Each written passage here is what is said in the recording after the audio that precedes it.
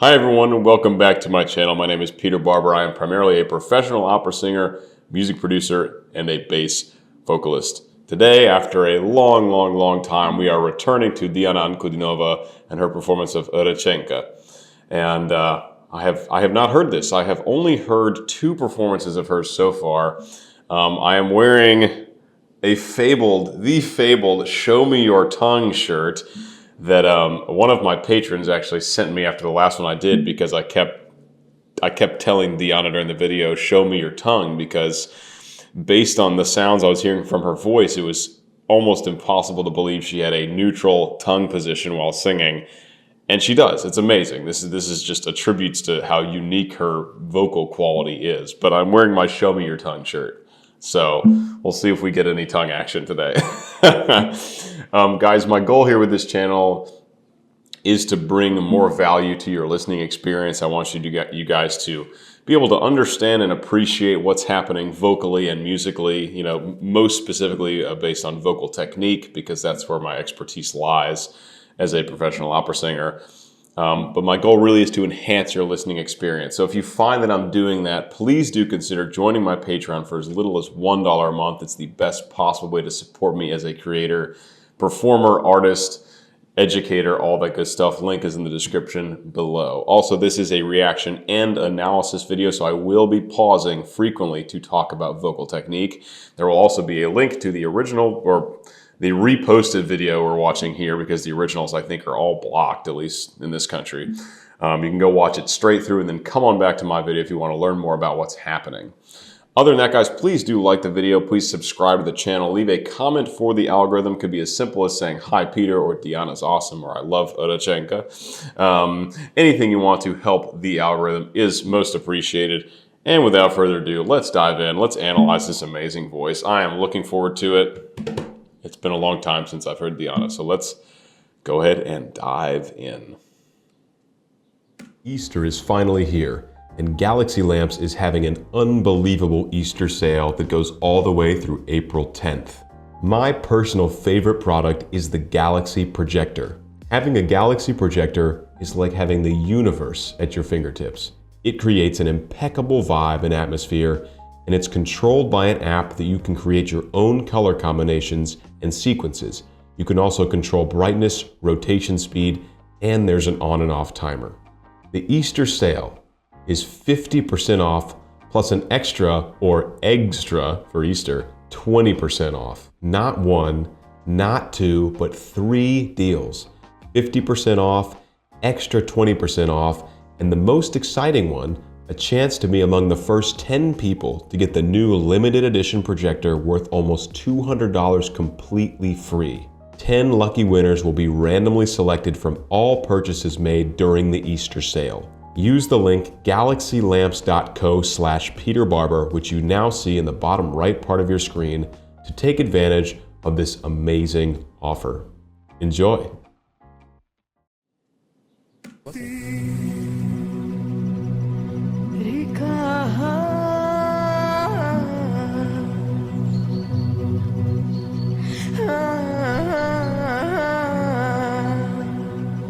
Already we're hearing this crazy dark vocal timbre. I mean, it really sounds like her pharynx.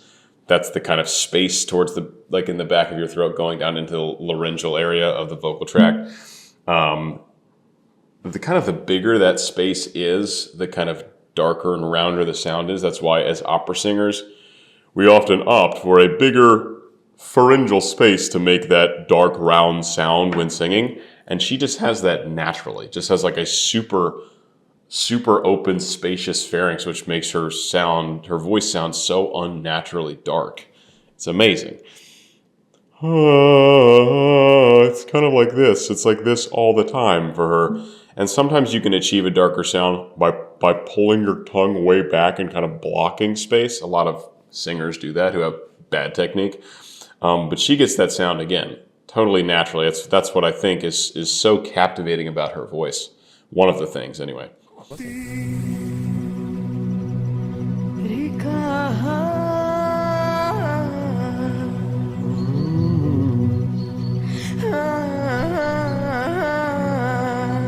don't know how old she is here. I believe she was, I want to say like 16 for Can't Help Falling in Love. I think this was from 2018. I'm not totally sure. So I don't know how old she is here, but I think teenage in this performance.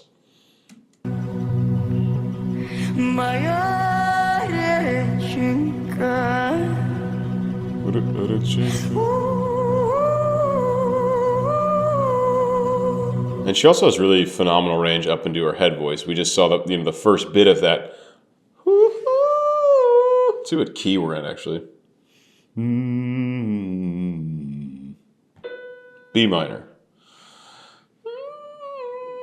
So that's up to a D5, so D above tenor high C. Of course, using that lighter mechanism, using her head voice falsetto there for a much, it's no longer connected to what you would call her chest voice, which is where she started singing. There was an obvious switch in registers there. So that's chest voice, and you can kind of feel how it sounds more like, it's not up into a high belt point yet, but it sounds more like yelling. For example, like a yell mechanistically is pretty much the same as a high chest belt. So a belt in your high chest range, when you're really stretching the whole mass of your vocal folds, functionally is a lot like a yell. If you were to just yell, then if you're a trained singer, you can actually just kind of harness the power of a yell and sing it with breath support and good vocal fold closure and all that. Whereas, an M2 production, a lighter mechanism of the voice is where just the edges of the vocal folds, the mucosal membranes are vibrating instead of the entire mass. And the way you sing higher is you stretch out the vocal folds. And so if you just think for a second, it's of course harder to stretch them when they're using more mass. If they're using the entire thyroretinoid aspect of the vocal fold, which is the muscular part of the vocal fold, that's about 75 to 90% of the mass. It's harder to stretch all that out. So that's what's happening in chest voice. Whereas just the mucosal membrane, you actually just have to stretch a lot less. So that's why in a head voice and a falsetto, in that lighter mechanism, you can sing much, much, much higher than in just a pure chest voice. If you're still here, you must like voice science, and I'm glad, because that's a lot of what I talk about on this channel. But that was a little more in-depth than I usually go. So if you're still here enjoying, thank you. I hope you learned something. Hit that subscribe button. Let's keep going.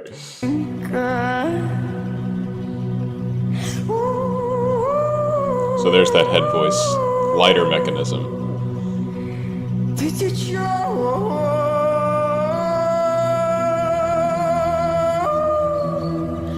Oh, there we go. It's just like if I try to mimic it kind of an octave down, that's kind of the color. I have to really darken my voice to get this kind of like dude version of her singing.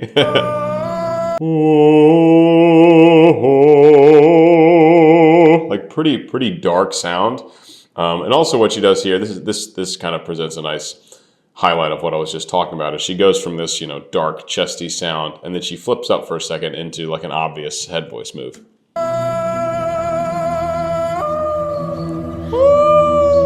Right there.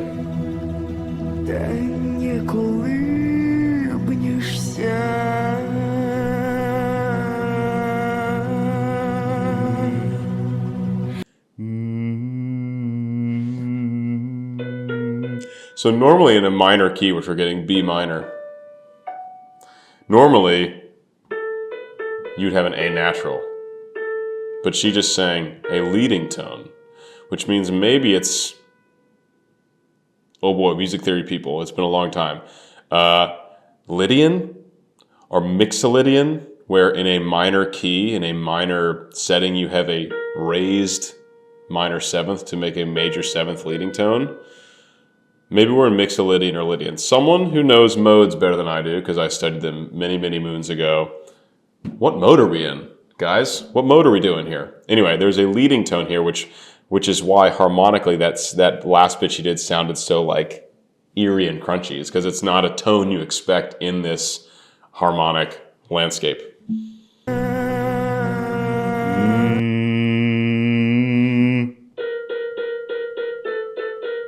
You know what I mean? A little crunch there.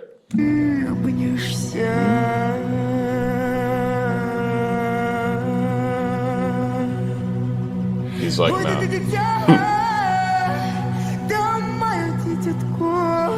So that was a little higher demonstration of her chest voice. So up to an A4, so this is A below tenor high C, and with a nice little riff too. You know, she also has a lot of vocal control and vocal agility. That's why, you know, she's able to sing really well in tune and have full control during a live performance like this. She does a little bit of a riff. Riff is those moving motions. I'll just flag it and then I'll demonstrate it.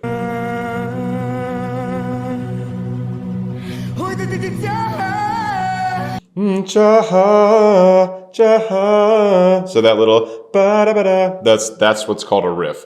Just a small riff, you know, what I would call a tasteful riff, meaning it's not, you know, self-indulgent. It just like adds a little bit of spice to the vocal phrase.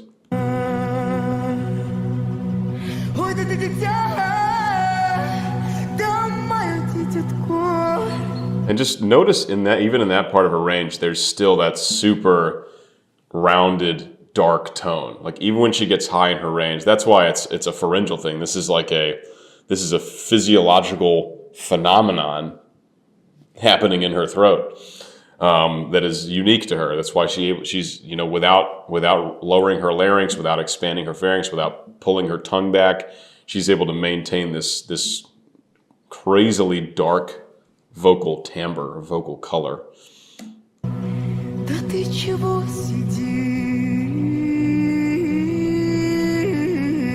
I'm digging this performance. It has end of Falstaff vibes.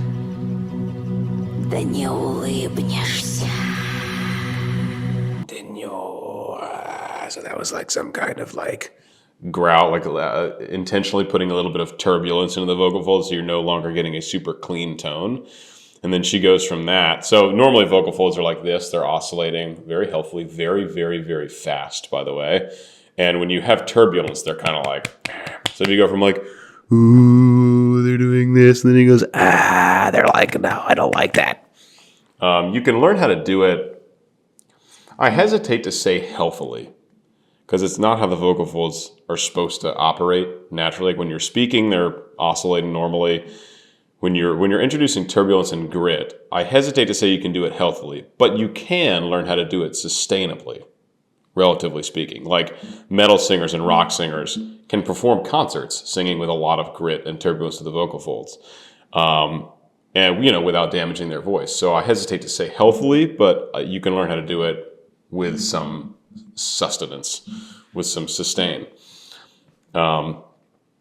So we just got a little glimpse of that. She's obviously not doing that the whole time here. And then she goes from that method into no phonation at all. So she comes completely what you would call off the voice. It completely loses the tone. The vocal folds are no longer coming together, and it turns into a whisper. Now tell me, why can you still understand what someone says during a whisper when there's no tone coming out? Because the other elements of the vocal tract, especially the tongue is most important, determine the actual phonemes, the phonetics, the actual sounds of language that come out. So that's why even during a whisper, you can tell what's happening, because it's the whole vocal tract coming together to create speech sounds. It's actually rather difficult to explain. So whether you're singing pitch or not, you can still tell what someone is saying, even if there's no sound coming out, because of all the other elements of the vocal tract. Anyway, that's what's up. So she goes from this gritty tone into essentially a stage whisper.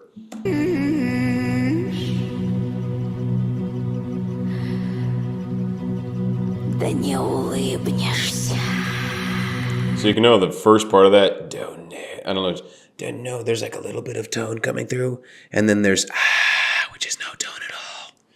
It's kind of a subtle difference. If it's, you know, in this context, it's a subtle difference, but that's what's going on. Essentially, the vocal folds are coming together in the first part of that phrase, and they are not at the end.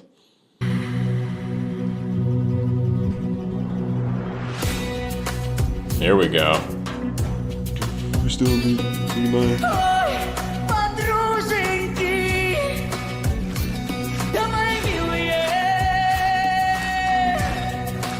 Let's go.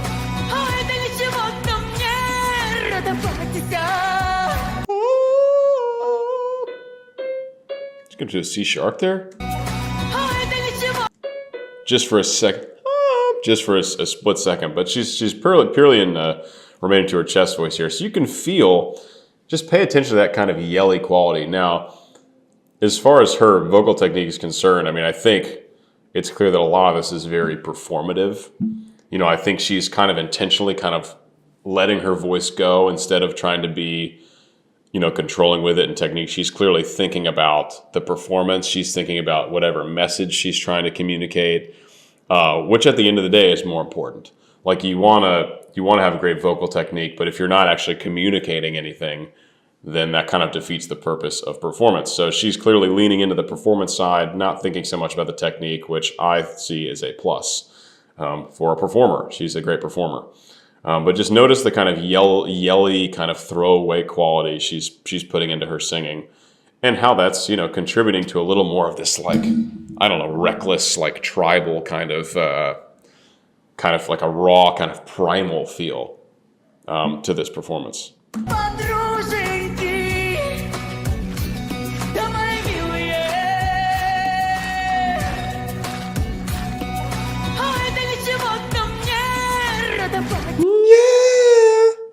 Like that, you can tell, and the vocal folds lost a little bit of closure.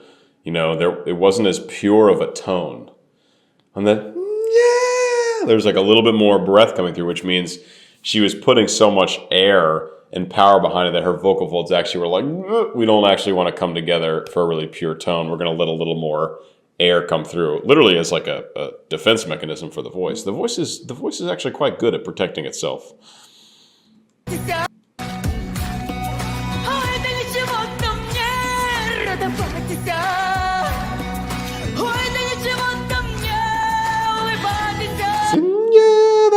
That's a much more pure tone than we got, I think, on the same word she said a few seconds ago.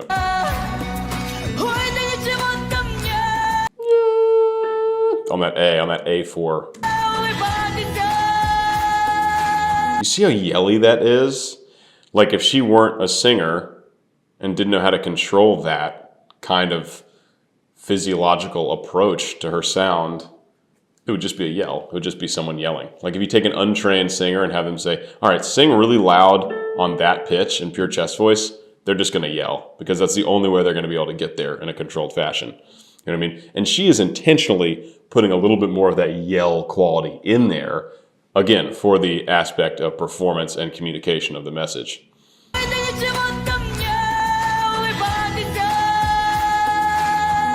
And I bet she's got a great tongue position. I can't. So this video is a little blurry because the original's, you know, blocked somewhere. I guess all her stuff is blocked, so now it's all like secondhand recording. So it's a little blurry. I can't really tell what's going on, but I have inspected her tongue position before during moments like this, and it's always in a very healthy, relaxed, flat position.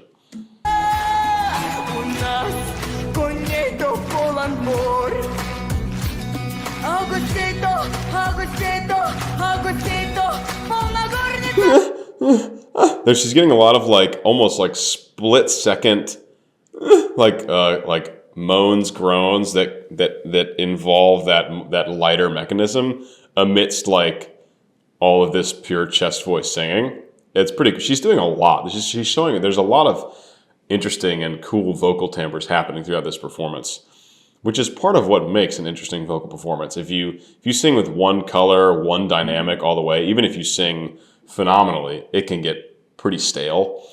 So it's great to have a ton of vocal fold colors and show a ton of different kinds of character with the voice and such like that. It makes for a very interesting and compelling and captivating performance.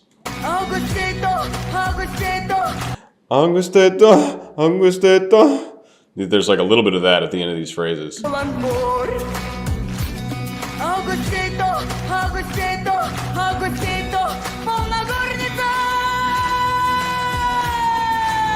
Yes, that's a controlled yell. Ah, right? It's just a controlled yell. You can feel that yelling. That's why when singers sing big belts or they sing moments like that, you just feel it in your bones as like a human, because it is that like primal, like hearkening to a time way back in human history, you know, just like very raw, primal, like gets you hyped up. She's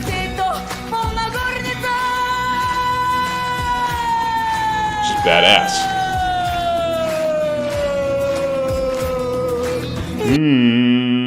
So she went down to she went from a B4 to a B3, so that was a full octave slide. An octave higher.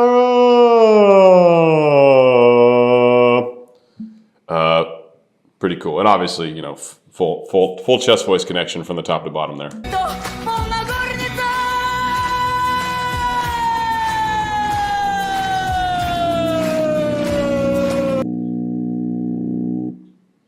There's a B1 subharmonic for you.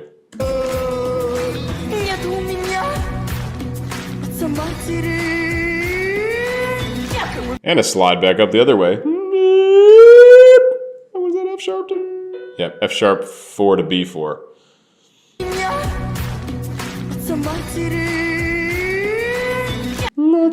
Actually, E to B4.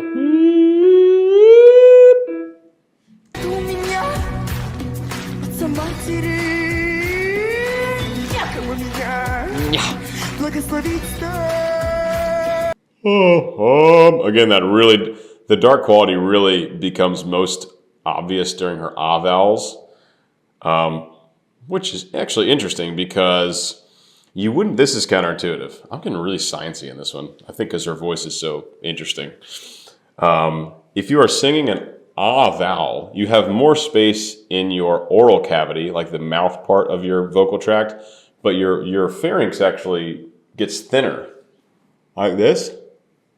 A lot of space here, actually not much space in the pharynx. Whereas like an E vowel, E, you have a ton of pharyngeal space, and actually not much space in the oral cavity. E, ah.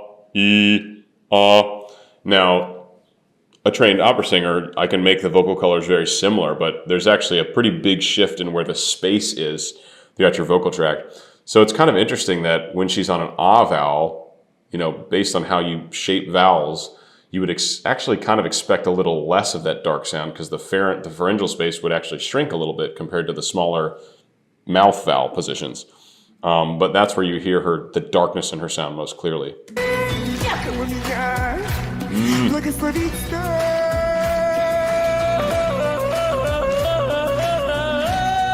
Sick. So that's like almost a similar technique to yodeling, which also involves very rapid and sharp register shifts from chest voice to head voice. Now she's kind of flipping for a second then coming back. So instead of like up and down, it's more like this. Takes a lot of vocal control though.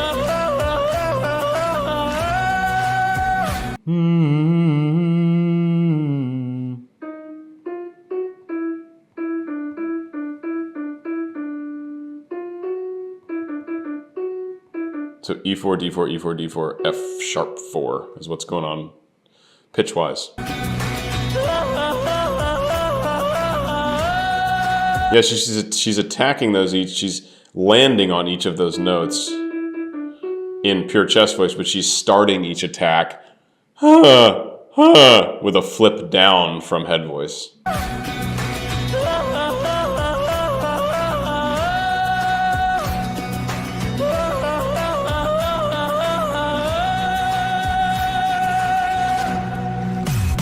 That's right, hit that mother buzzer.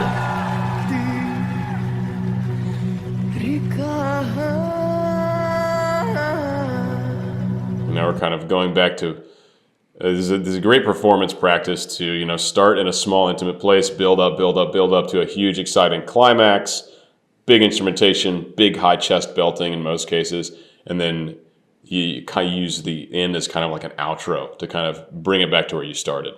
kind of bookend the piece.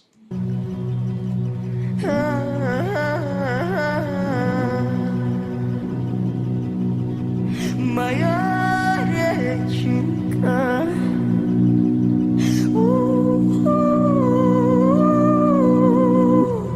Tell me that doesn't sound sick. Someone hop on this stage and do a B1 subharmonic drone. That's what this musical performance is missing.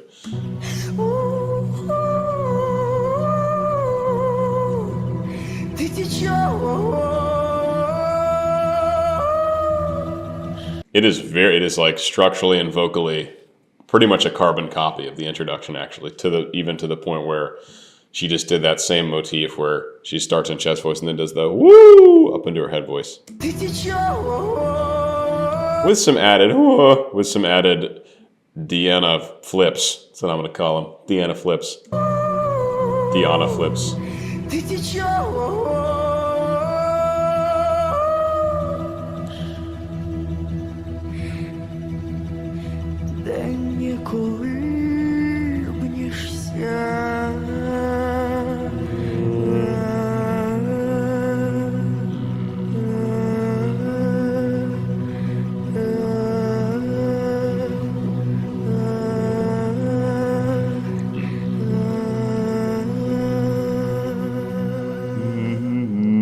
So like I mentioned earlier, remember I mentioned the leading tone?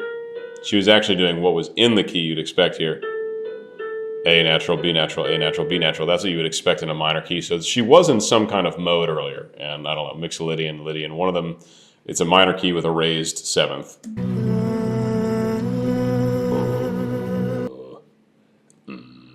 Barely, kind of have a B1 in chest. It's close today. Whoop, that was an abrupt ending. Hell yeah. Okay, I always have a habit of getting really, really sciencey when talking about her voice because there's so much cool shit to talk about with her voice. It's like really a fascinating instrument. So I hope you guys enjoyed. I hope you learned something. I hope you learned a lot, actually, during this video. If you didn't learn anything, then you already know a shit ton about voice science, and I don't know what you're doing watching my videos unless you just like hanging out with me. I thoroughly enjoy this. I find her voice very captivating when I'm watching, which is great. It's great to just be like in the zone, like what's going on in there, you know? I wish you could have shown me her tongue more, but the video is a little blurry, but I trust it was in a very healthy position. So yeah, guys, if you learned something, if you feel like I added value to your experience and you're still here, definitely consider joining my Patreon for as little as $1 a month. I do 2 videos like this per week. Plus, at the moment, 3 shorts per week, although I'm kind of testing to see if that's like financially viable and if it really helps the channel. But 2 long-form videos per week now. I did 1 a week for a long time. And the reason I don't do more is because I still am very much actively a professional opera singer.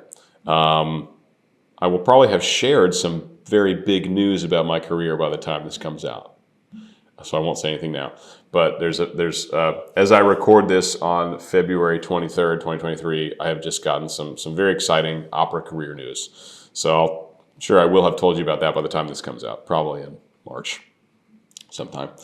Anyway, guys, please do like this video. Definitely go check out the re-upload if you haven't watched it originally, link below.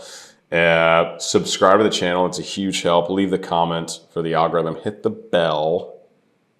And if you learned something new, definitely check out my Patreon. Hope you guys enjoyed. I'll see y'all in the next one. Peace.